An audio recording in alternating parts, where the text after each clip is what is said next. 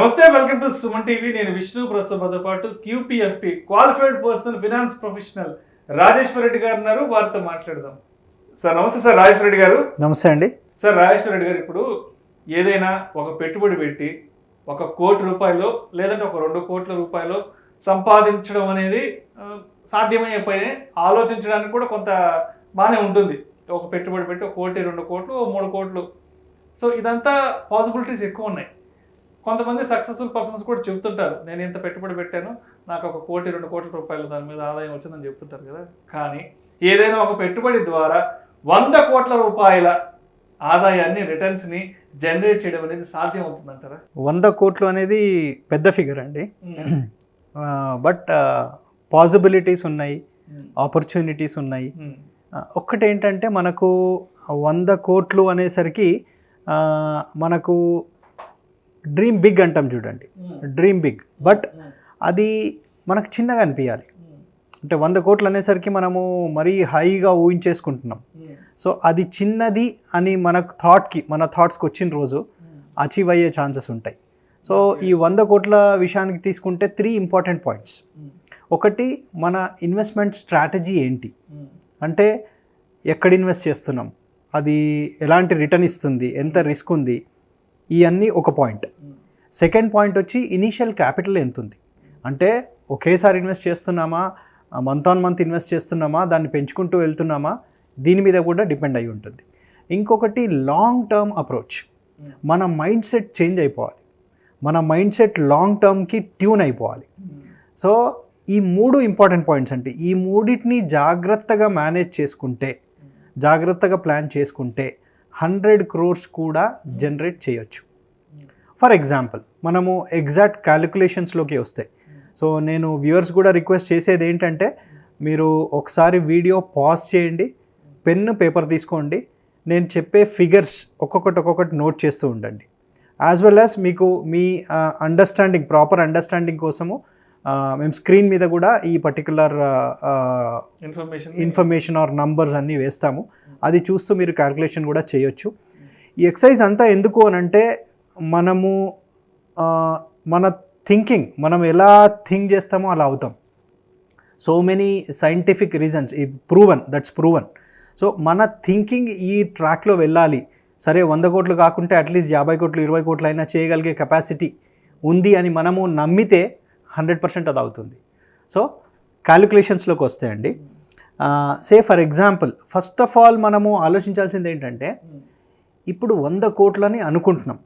ఎందుకంటే ఇప్పుడు మన చిన్నప్పుడు ఏజ్లోకి వెళ్తే 20 years బ్యాక్, 30 years బ్యాక్ వెళ్ళినప్పుడు, ఆర్ మనం పుట్టినప్పుడు లక్షాధికారి అంటే చాలా, మన పాత తెలుగు మూవీస్లో లక్షాధికారి అంటే చాలా పెద్దది, అంటే ఒక జమీందార్ లాగా ట్రీట్ చేసేవారు లక్షాధికారి అంటే.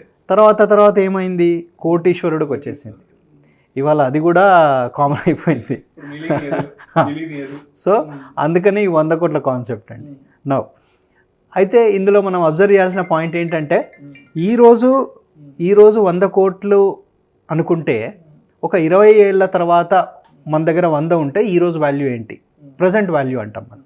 అంటే 20 ఏళ్ళ తర్వాత ఏంటి, 30 ఏళ్ళ తర్వాత ఏంటి, 40 ఏళ్ళ తర్వాత ఏంటి, ఈ ఫిగర్ చూసుకుంటే మీకు స్క్రీన్ మీద కనిపించేది 20 ఏళ్ళ తర్వాత మన దగ్గర 100 కోట్లు ఉంటే ఈరోజు 31 కోట్లతో సమానం, 31 crores.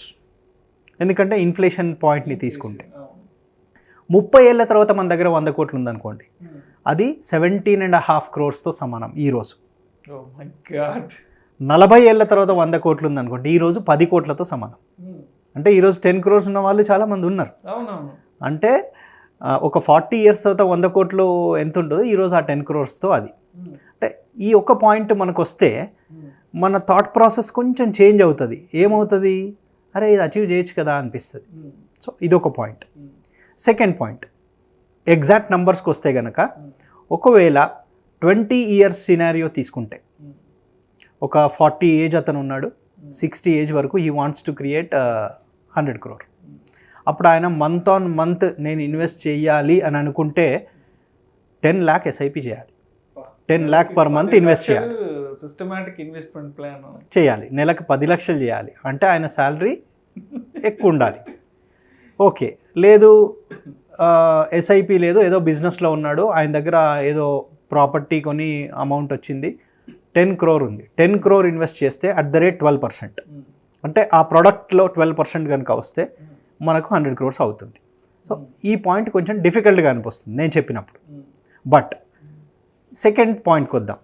ఒకవేళ నా దగ్గర 10 లక్షలు లేవు, తక్కువ ఉన్నాయి, నేను స్టార్ట్ చేసుకుంటూ వెళ్ళాను, ఇదే 40 ఏళ్ళ పర్సన్ 5.5 lakh సిప్తో స్టార్ట్ చేస్తే దాన్ని 10% ఇయర్ ఆన్ ఇయర్ ఇంక్రీజ్ చేసుకుంటూ వెళ్తే 20 yearsలో 100 crore జనరేట్ చేయొచ్చు.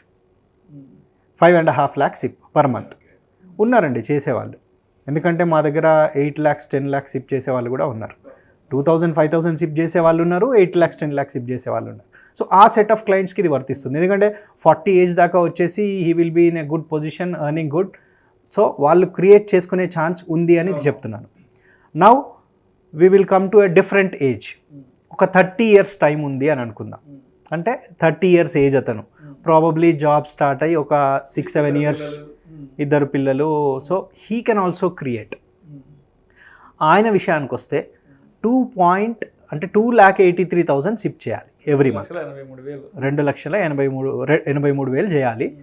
ఆయనకేంటి ఆర్ లంసమ్ విషయానికి వస్తే 3.33 crore, అంటే 30 years కాబట్టి. ఇంతకుముందు కేసులో 20 years ఉంది ఇన్వెస్ట్మెంట్ పీరియడ్, ఇక్కడ వచ్చేసరికి 30 years అయింది. 30 ఏళ్ల పర్సన్ 30 ఏళ్ల తర్వాత ఏంటనేది మనం ఇవన్నీ 60 ఏజ్లో 100 crore క్రియేట్ చేద్దామనే థాట్ ప్రాసెస్లో ఈ క్యాలిక్యులేషన్, రిటైర్మెంట్ అప్పటికి అమౌంట్స్ అన్ని కూడా.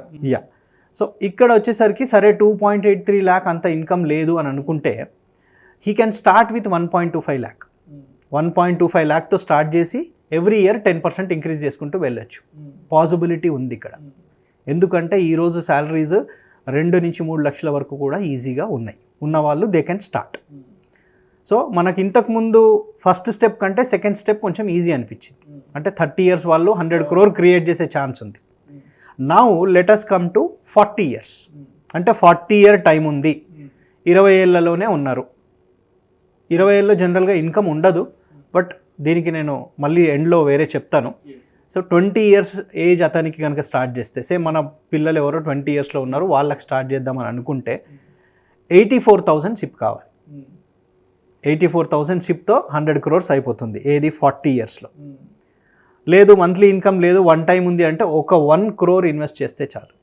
ఈ రోజుల్లో చాలామంది ఉన్నారండి ప్రాపర్టీ కొని పిల్లల కోసం పక్కన పెట్టే, at the age of 20 years age అప్పుడు ఇంకా తక్కువలో కూడా పెడుతున్నారు. ₹1 వేసుకుంటే 40 ఏళ్ల తర్వాత రిటర్న్స్ 100 crores అయిపోతుంది.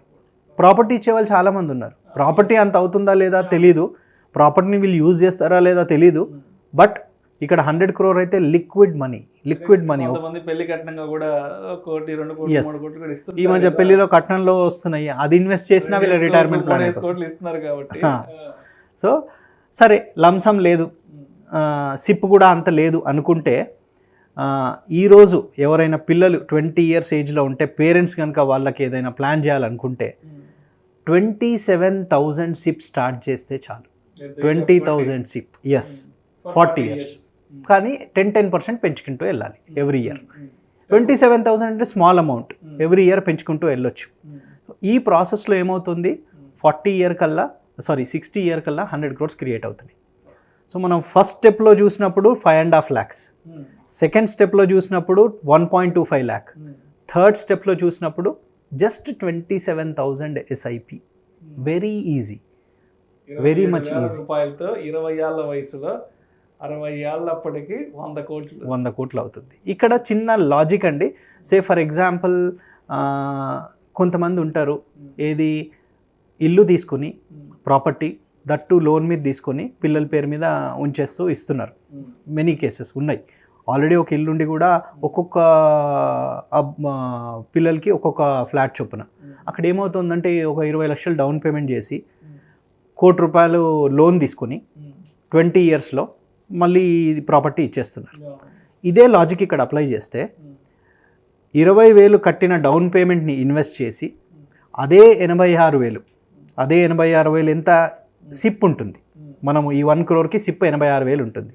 ఆ 86,000ని మ్యూచువల్ ఫండ్లో ఎస్ఐపి కట్టి ఆ డౌన్ పేమెంట్ని ఇన్వెస్ట్ చేస్తే 20 ఏళ్ళు చేస్తారు వీళ్ళు, చేసి ఇంకో 20 ఏళ్ళు వెయిట్ చేస్తారు. ఎందుకు అని అంటే మనం ఇంతకుముందు అన్న లాజిక్లో 20 ఇయర్స్ చైల్డ్ అనుకుంటే 40 ఇయర్ వరకు ఈ లోన్ అయిపోతుంది. నెక్స్ట్ 20 ఇయర్స్ వెయిట్ చేస్తే అగైన్ 100 crore విల్ హ్యాపెన్.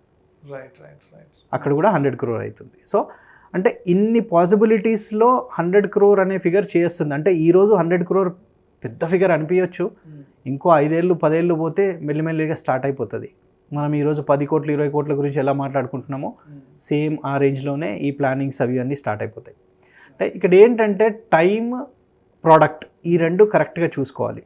అంటే మనం పెట్టే టైంకి ఏ ప్రోడక్ట్ సెలెక్ట్ చేస్తున్నాం, అంటే ఆ ప్రోడక్ట్ మినిమం 12% రిటర్న్ ఇచ్చేది ఉంటే చాలు. నేను చెప్పే క్యాలిక్యులేషన్స్ అది మీరు ఎస్ఐపిలో ఇన్వెస్ట్ చేస్తారా, ఇంకేదైనా ప్రోడక్ట్లో ఇన్వెస్ట్ చేస్తారా, అంటే మన టైం పెట్టకుండా, మన ఇన్వాల్వ్మెంట్ లేకుండా, మన నాలెడ్జ్ స్కిల్స్ అంతా లేకున్నా కానీ we can create 100 crores with this particular concept.